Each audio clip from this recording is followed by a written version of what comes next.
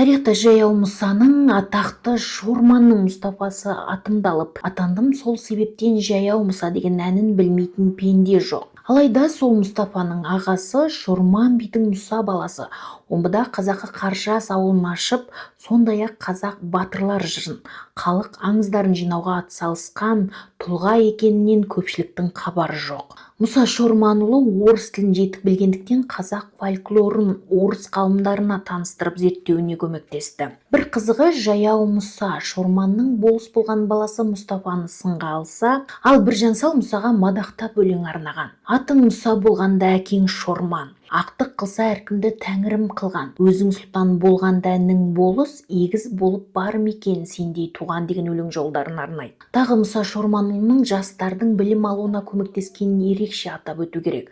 Омбыға білім алуға келген қазақ жастарына бір сөзбен айтқанда пана болған білікті қазақ. Кейін әке жолын жалғастырған Сәдуақас Мұсаұлы қазақ жерінде алғашқы мектеп ашқандардың бірі. Бірақ Сәдуақас лақап аты Сәкен аға туралы біз келесі сюжетте толығырақ тоқталамыз. Өйткені ақын Сәдуақас Шорманұлы туралы көп зерттелмеген, аты аталмаған тұлғалардың бірі.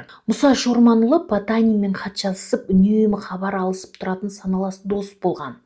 Соған сай Потанин соңғы қазақ ханзаданың үйінде деген мақаласында Мұса туралы жарты ғасырдың шамасында омбы әкімшілігі дала халқына ықпал жасауда 3 адамның ақыл кеңесін тыңдады. Дала дәстүрін мейлінше жетік білетін Шыңғыс Сұлтанның, оның ұлы Шоқанның туысы Мұса Шорманұлының деп жазады.